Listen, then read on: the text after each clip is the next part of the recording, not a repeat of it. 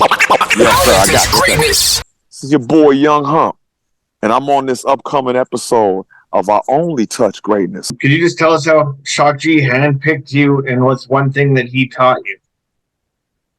Yeah, I was making an effort to play him in the movie, and so I put together a little tape of me doing that. When I caught up to him and showed it to him, he was like, "Yo, you got that?" And then he hit me maybe a month later and was like, "Yo, you should perform with Money B," because at the time he was doing his piano solo thing, which is on his piano thing. So he was like, "Yo, you should rock and do the Hump thing with Mun." So he chose me, and then he started mentoring me and preparing me for the movie once I got the role, and just giving me even more game. So he was giving me performance game, taught me how to whip up the noses and all that type of shit, but then gave me just some perspective.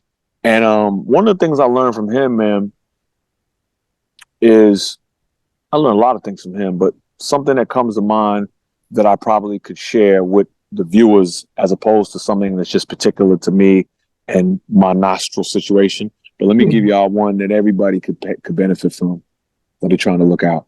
It's like this. He one time said to me, he's like, "Yo, I bet you be having a bunch of ideas, a bunch of songs unfinished." I was like, "Bruh, tell me back." He's like, "Let me ask you a question. You ever be feeling guilty because you got like a bunch of unfinished songs?" I'm like, "My nigga, that should be killing me all the time." He's like, "Well, listen, don't ever feel guilty. This is the thing. It's a great thing to always have unfinished ideas, because what happens is when you get busy, you don't always have time to sit up and come with new ideas. So if you have a bunch of unfinished, half-finished ideas that you believe in, you always have some heat in the stash that you can jump on and finish and make it a song."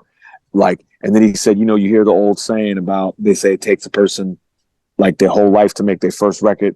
And then when they're trying to make the second record, a lot of times people be struggling because they be busy and they don't have time to hang out and just conceive a lot of ideas and come at that same level of quality. So the second album suffers because it's lacking the potency, because they put all their best shit out. So when you have dope shit that you ain't released, it's like you always got some potent shit in the stash. You know what I mean? So that really changed my perspective on things and brought me a peace of mind. And I share that with everybody as often as I can, because a lot of times we walk around here feeling guilty because we haven't completed every little thing we have, every idea. And it's, we're prolific beings. Some of us more so than others, obviously. But even people that don't have a whole lot of ideas, they might have 3 ideas, but they've only done one of them, and then 2 is haunting them, Right. No, that's facts though, because I mean, especially when you're a creator too. You're like, when you creating, you want to get it out because you feel like 9 times out of 10 that you want to let the world hear it, you know what I'm saying? So when you let it go, sometimes it's cool to just, lay back and chill and just keep creating. It's all gonna work out. So I understand 100%. That, for real, you know what I mean? So Ultimate Gangster, shout out to Chill, man. You